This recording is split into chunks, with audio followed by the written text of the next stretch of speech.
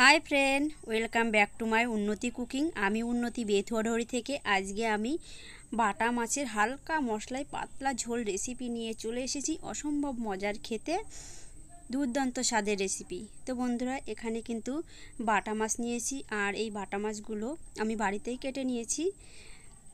বাটা মাছগুলো কেটে খুব ভালো করে ধুয়ে নিয়েছি। এখন এই বাটা মাছগুলোতে আমি লবণ হলুদ মেখে নেব। তো প্রথমে দিয়ে দিলাম লবণ, এখন এরপর দিয়ে দেব হলুদ গুঁড়ো। তো লবণ হলুদ গুঁড়ো আপনারা আপনাদের পরিমাণ মতো দেবেন। এখন লবণ আর হলুদগুলো মাছের গায়ে খুব ভালো করে মেখে নিতে হবে। সবগুলো মাছের গায়ে যেন লবণ হলুদ মাখে সেভাবে মেখে নিতে হবে। তো বন্ধুরা, আমার একটু প্রবলেম ছিল, এর জন্য আমি অনেক দিন ধরে ভিডিও পোস্ট করতে পারিনি।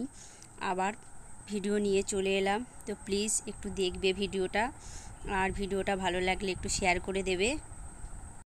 মাছগুলোতে নুন হলুদ মেখে নিয়েছি, আর উনানে একটা কড়াই বসিয়ে দিয়েছি। কড়াইটা খুব ভালো করে গরম করে নিয়েছি। এখন এর মধ্যে দিয়ে দেব পরিমাণ মতো তেল। তো বন্ধুরা, একটা কথা মনে রাখবে, মাছ ভাজার আগে কিন্তু কড়াইটা খুব ভালো করে গরম করে নিতে হবে, না হলে কিন্তু মাছ কড়াইয়ে লেগে যাবে। তেলটাও খুব ভালো করে গরম করে নিয়েছি। এখন একে একে এই মাছগুলো কড়াইয়ের মধ্যে ছেড়ে দেব। তো একসঙ্গে বেশি মাছ দেব না, অল্প অল্প করেই দেব। যে কটা মাছ ধরবে সেই কটাই একসঙ্গে ভেজে নেব। তো এখানে কিন্তু আমি 4 পিস মাছ দিয়ে দেব। 4 পিস মাছ দিয়েই ভেজে নেব। তারপরে একইভাবে বাদবাকি মাছগুলো ভেজে নেব। তো এখন আমি একটা সাইড মাছগুলো ভাজার জন্য দেব। একটা সাইড কিন্তু মাছগুলো ভাজা কমপ্লিট হয়ে গেছে। এখন উল্টে দেব। উল্টে অপর সাইডটাও একইভাবে একটু লাল লাল করে ভেজে নেব। তো অনেকে কড়া ভাজা পছন্দ করে, অনেকে একটু হালকা কড়া পছন্দ করে। তো আপনারা আপনাদের পছন্দ মতো করে নেবেন। তো আমার একটু কড়া ভাজা মাছটাই বেশি ভালো লাগে, এর জন্য আমি কিন্তু একটু কড়া কড়া করেই মাছটা ভেজে নিয়েছি।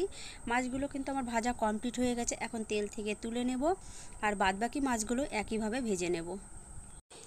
একইভাবে সবগুলো মাছই ভেজে নিয়েছি। এখন মাছ ভাজা ওই তেলের মধ্যে দিয়ে দেব কেটে রাখা বেগুন। তো বেগুনগুলো এই মাছ ভাজা তেলের মধ্যে দিয়ে একটু লাল লাল করে ভেজে তুলে নিতে হবে। তো এখানে কিন্তু বন্ধুরা, আপনারা চাইলে এই মাছ ভাজা তেলটা রেখে দিয়ে আবার ফের নতুন করে তেল দিয়েও বেগুনগুলোকে ভেজে নিতে পারবে। এখন নাড়াচাড়া করে একটু লাল লাল করে বেগুনগুলোকে ভেজে নিতে হবে। আর বেগুন ভাজার সময় তাড়াহুড়ো করলে কিন্তু হবে না, একটু ধীরে সুস্থে কিন্তু বেগুনগুলোকে ভাজতে হবে। তো বন্ধুরা দেখেন, আমি কত সুন্দর করে বেগুনগুলোকে একটু লাল লাল করে ভেজে নিয়েছি। এখন এই বেগুনগুলো তেল থেকে তুলে নেব। সবগুলো বেগুনই কিন্তু একে একে তেল থেকে তুলে নেব। এখন ওই তেলের মধ্যে দিয়ে দেব আরও কিছুটা তেল। তেলটা একটু গরম করে নেব। আর এই তেলটা একটু গরম হয়ে গেলে এর মধ্যে দিয়ে দেব ফোড়ন। তো বন্ধুরা, এখানে দিয়ে দিলাম গোটা জিরা ফোড়ন। ফোড়নটা দিয়ে একটু লাল লাল করে ভেজে নিতে হবে। এখন এর মধ্যে দিয়ে দেব কেটে রাখা আলুগুলো দিয়ে নাড়াচাড়া করে একইভাবে লাল লাল করে ভেজে নিতে হবে। তো বন্ধুরা, আমি কিন্তু প্রথমেই বলেছি আজকে আমি একদম নর্মাল প্লেন মাছের ঝোল রান্না করে দেখাবো। আমার ঘরে যা আছে সেগুলো দিয়েই কিন্তু আমি মাছের ঝোলটা রান্না করব। সবসময় যে মশলা বেশি বেশি দিয়ে মাছের ঝোলটা খেতে ভালো লাগবে সেটা কিন্তু নয়। এভাবেও একদিন খেয়ে দেখবেন, খুব সুন্দর লাগে খেতে, অসম্ভব মজার একটা রেসিপি। এখন আলুটা লাল লাল করে ভেজে নিয়েছি। এর মধ্যে দিয়ে দিলাম চেরা কাঁচা লঙ্কা, দিয়ে দিলাম পেঁয়াজ কুচি। কাঁচা লঙ্কা আর পেঁয়াজ কুচিটা দিয়ে খুব ভালো করে নাড়াচাড়া করে আলুর সঙ্গে কষিয়ে নিতে হবে। বন্ধুরা, বাটা মাছ তো অনেকে অনেক রকমভাবে রান্না করেছে, একবার হলো এভাবে ট্রাই করুন, অসম্ভব মজার খেতে। এখন দিয়ে দিলাম স্বাদ মতো লবণ। লবণটা দিলে পেঁয়াজ লঙ্কা আলুগুলো খুব ভালোভাবে সেদ্ধ হয়ে যাবে, আর কষানোটা খুব ভালো হবে। এখন আস্তে আস্তে নাড়াচাড়া করে মশলার সঙ্গে খুব ভালো করে কষিয়ে নিতে হবে। উনানের আঁচটা কিন্তু বাড়ানো যাবে না, লো টু মিডিয়ামে রেখেই কিন্তু মশলার সঙ্গে ভালো করে আলুটাকে কষিয়ে নিতে হবে। উনানের আঁচটা বাড়ানো থাকলে কিন্তু মশলাটা পুড়ে যাবে, আলুটাও লাল লাল হয়ে যাবে, ঠিকমতো ভাজা হবে না। অ্যাড করব কিছু গুঁড়া মশলা, লঙ্কার গুঁড়া, হলুদ গুঁড়া আর জিরার গুঁড়া। এখন সবগুলো মশলা দিয়ে দেব। তো বন্ধুরা, এখন সমস্ত উপকরণগুলো একসঙ্গে খুব ভালো করে কষিয়ে নিতে হবে। আবারও বলছি, মশলাটা যখন কষাবেন তখন কিন্তু উনানের আঁচটা একদম বাড়ানো যাবে না, লো টু মিডিয়ামে করেই মশলাটাকে কষাতে হবে, তাহলে পুড়েও যাবে না, খুব ভালো মতো সেদ্ধ হবে। এখন মশলা ধোয়া সামান্য পরিমাণে একটু জল দিয়ে দিলাম, তাহলে মশলাটা পুড়ে যাবে না আর মশলাটা কষানো খুব ভালো হবে। খুব ভালো করে এখানে কিন্তু আমি কষিয়ে নিয়েছি আর মশলা থেকে তেল ছেড়ে দিয়েছে। আলুটা কিন্তু আমার সেদ্ধ হয়ে গেছে, দেখিয়ে দিলাম। এখন এর মধ্যে দিয়ে দেব ঝোল। তো বন্ধুরা, আপনারা কিন্তু আপনাদের পছন্দ মতো ঝোল দেবেন। কতটা ঝোল খেতে আপনারা পছন্দ করেন সেই পরিমাণেই কিন্তু দেবেন।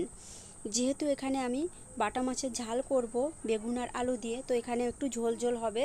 তো আমি ঝোলটা একটু বেশি রেখেছি, ওর জন্য একটু জলটা বেশি দিয়েছি। ঝোলটা বন্ধুরা ফুটতে শুরু করেছে, দেখতে পাচ্ছেন। আর আলুগুলো কিন্তু আমার যখন মশলাটা কষাই তখনই কিন্তু সেদ্ধ হয়ে গেছে, ওর জন্য আমার বেশি সেদ্ধ করার দরকার নেই। তো ঝোলটা আমি কিছুক্ষণ ফুটিয়ে নিয়েছি। এখন এই ঝোলের মধ্যে দিয়ে দেবো ভেজে রাখা যে বেগুনগুলো কিন্তু দিয়ে দেব। তো সমস্ত বেগুনগুলো আমি ঝোলের মধ্যে ছেড়ে দিয়েছি আর একটু নাড়াচাড়া করে দিলাম। এখন আমি আরও কিছুক্ষণ ফুটতে দিয়েছি। ফুটে এখন যে মাছগুলো ভেজে রেখেছিলাম, বাটা মাছগুলো, একে একে সবগুলো মাছ কিন্তু আমি ঝোলের মধ্যে ছেড়ে দেব। তো বন্ধুরা, সবগুলো মাছই কিন্তু ছাড়া হয়ে গেছে। এখন আমি মিশিয়ে নেব ঝোলের সঙ্গে, আরও কিছুক্ষণ ফুটতে দেব। আজকের বাটা মাছের ঝাল রেসিপিটা দেখে যদি বাড়িতে ট্রাই করেন, কেমন লাগলো খেতে অবশ্যই আমাকে কমেন্ট করে জানাবেন। আর আমার রেসিপি সম্বন্ধে কোনো প্রশ্ন থাকলে সেটাও আমাকে কমেন্ট বক্সে জানাবেন। তো বন্ধুরা, যারা ইউটিউব থেকে দেখছেন, চ্যানেলটিকে সাবস্ক্রাইব করে আমার পাশে থাকবেন নতুন নতুন রেসিপি পেতে। আর যারা ফেসবুক পেজ থেকে দেখবেন, তারা অবশ্যই পেজটিকে ফলো করবেন আর আমার পাশে থাকবেন নতুন নতুন রেসিপি পেতে। তো এখানে কিন্তু আমি 2 মিনিট মতো খুব ভালো করে ফুটিয়ে নিয়েছি আর আমার মাছের ঝোলটা একদম রেডি। এখন নামিয়ে নেব। তো বন্ধুরা দেখেন, আমার মাছের ঝোলটা কিন্তু রেডি হয়ে গেছে, নামিয়ে নিয়েছি। দেখতে কিন্তু খুব সুন্দর লাগছে আর খেতেও অসম্ভব মজার। একবার হলেও বাড়িতে ট্রাই করেন। একদম হালকা মশলায় হালকা পাতলা ঝোলের এই রেসিপিটা। তো রেসিপিটা ভালো লাগলে বেশি বেশি করে শেয়ার করবেন, ভিডিওটিকে লাইক কমেন্ট করবেন। আজকের মতো